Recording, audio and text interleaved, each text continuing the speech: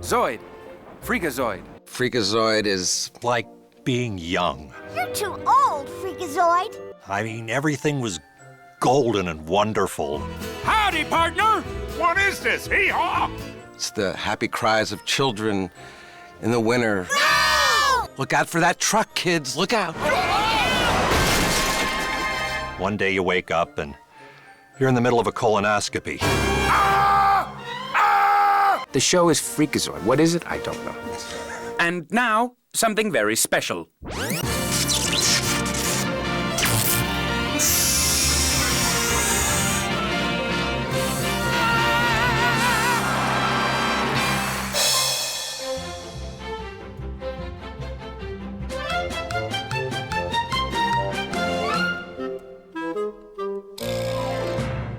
Steven Spielberg had already made a couple cartoon series with Warner Brothers Animation, starting with Tiny Toons and doing Animaniacs. And he kind of wanted to do something different. So he called my boss, Gene McCurdy, and he said that he might be interested in doing an action-adventure show next. Bruce Timm and Paul Dini had come up with this character, this teenage superhero, and they conceived the Freakazoid show as a bit of comedy and a lot of action-adventure. Paul and I were just throwing some ideas around. And we came up with this idea about this teenager who becomes a superhero, but the superhero is kind of a intense, frenetic, manic kind of superhero. The name Freakazoid just kind of jumped out at me. I don't even know where from. I said, oh yeah, Freakazoid, that might be an interesting name. When they presented it to Steven Spielberg, I've been to his house. I haven't, ever. I don't get this. What is this? Dexter gets eaten and then fade out the end? He sort of looked at it and was, I think, still thinking in the Animaniacs realm and where, you know, very comedy. So he really said, I'd like this to be more funny rather than serious and dark. Years later, when we went back to doing more Batman episodes, the Creeper was in the same kind of vein as our original Freakazoid concept. That's a little bit more like what our original intention of the Freakazoid was going to be, and that's exactly what he would have sounded like. They saw him more of a, I think it's like if the Joker were a good guy, that's kind of how they saw him, as this really edgy, kind of maniacal good guy that would vex the villains. We interrupt this program to increase dramatic tension. Thank you. And now, back to our program. After a while, it became evident that Steven wanted to plus the comedy aspects of the show, and I think both Paul and Bruce felt more comfortable making it more action-adventure-y. After about a month or two of working on the show with Steven, I just felt like I should probably just back away from it because I didn't think I was going to be able to deliver the kind of show that Steven would be pleased with. So he had a really good working relationship with Tom Ruger on both Tiny Toons and Animaniacs. So Tom was brought in to redevelop Freakazoid basically from the ground up, and they kept a lot of my designs, some of the concepts, but then it all kind of got radically altered, and ultimately Steven was much happier, I think, with the final product. How did I become involved in Freakazoid? I remember it like it was yesterday. I remember it was raining in Los Angeles back in January '95, just pouring. I mean, the streets were flooding, the creek was rising, my kids were floating away. Dad, help! And I say, hey, kids, I'm busy with Freakazoid. So I was writing a bunch of stuff, anything that I thought was funny that would involve a superhero, but it was really like mincemeat. There was no sketch in it that was over 2 pages. And I sent them off to Gene McCurdy and Steven. Gene thought it was very funny and liked it. Steven liked it, but he said, hey, how about a couple stories in here? So I think that's where both John McCann and Paul Rugg kind of roped it in and started creating these elaborate stories for Freakazoid. Hello!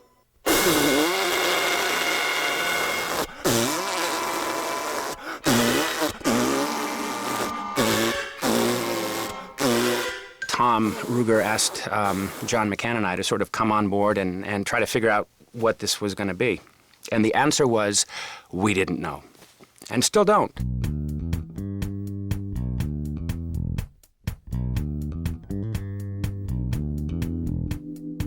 When we came aboard Freakazoid, we had all of Bruce Timm's designs for not only Freakazoid, but for the Rogues Gallery of characters, not all of whom were named, But I mean, we had drawings of Candle Jack and Cobra Queen and the Lobe and lots of the other characters. We had all the character models that we ended up using on Freakazoid, but we didn't know who these people were at that point. They were just a bunch of drawings, and we had to figure out who their persona was, you know. Did they like cake? He does. He does not. The first drawing I did of Freakazoid, I had him on a unicycle juggling fish. And then I just started kind of doing like, almost like a Daffy Duck, you know, the crazy Daffy Duck version that they used to have back, you know, like Daffy's Duck Hunt. He was like just kind of woo-hoo-hoo and running all over the place. Hi, I'm Freakazoid. Now these messages.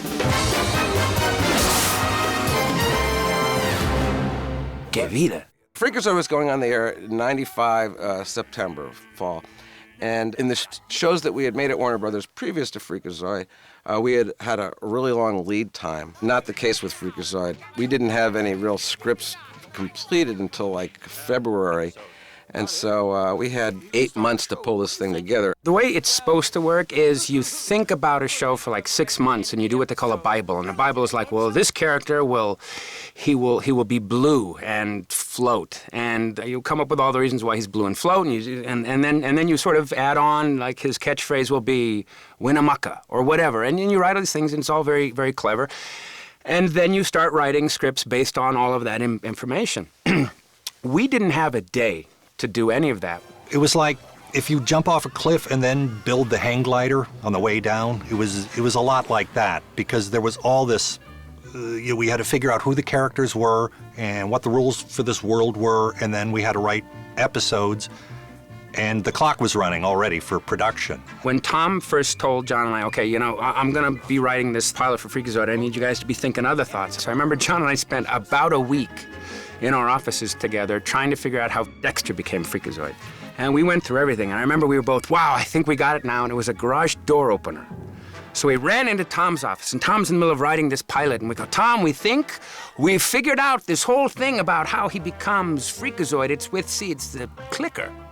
And Tom looked at us like, I could care less. You guys are focusing on the wrong thing, damn it. I need you to be writing.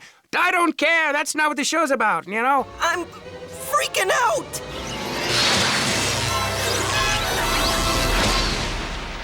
I think he said the secret word. And then we were like, oh, who cares? He says freak out. That was it. When we did auditions for the show, Paul Rugg and John, they were both at the auditions, and we were guiding the actors, and we were just trying to get some people to pursue the whole multi-personality quality that was Freakazoid. And when we heard it, we were all, boy, we don't want him to be that way, because it was slightly annoying. But we didn't know what else to tell anyone. We had no clue what to tell people. Surprise! Ultimately, Paul Rugg, in giving kind of notes to the actors, we kept hearing Paul doing it, and we thought, yeah, this is the guy. I sure could go for a snow cone. I think this is all true, or I've made it all up, but I recorded an entire dance of Doom.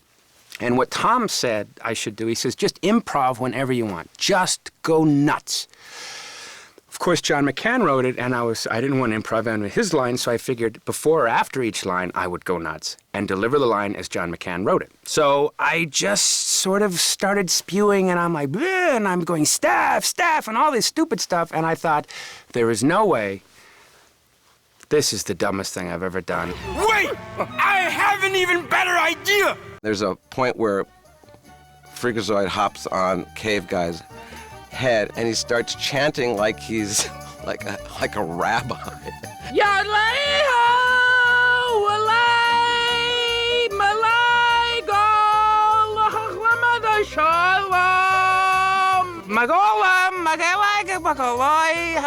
My lady in the dress with the skirt. See, I don't know what the hell that was. Aloha, lady in the dress. The next thing I know, Tom played the tape for Steven, and Steven said, that's good, do it. And then I thought, well, now, that's great, I get to do the voice of Freakazoid. Well, I'm sure we're gonna redo Dance of Doom. And Tom goes, no. All that stupid stuff you did, And I went, oh, no, no. And then I remember it was with John McCann. We watched Dance of Doom, where I'm like going, lady in the dress, everybody down, down, shoo, shoo. And I remember looking at John and going, we are so dead. This is horrifying. And then Tom came in and said, is this great? We definitely let the actors go off now and then. Kept the mics open, and sometimes you find these little moments that you figure out a way to get them in the show. We just, we drew around it. I always knew I was good when Tom was like going, because I couldn't hear anything, but it was like, and then I went, okay, I'm gonna do more of that, because that's the response I want. This is what you didn't want to see from Tom. I don't know if the other guys mentioned this. There was one of the recording engineers who could unhinge his lower jaw like a python. Did they tell you this? He came in once, he ate an entire ham right in front of us. Then he'd hit his throat and get it down. And wow, did we not work the rest of that afternoon. Huh, man, and it resonates. You just...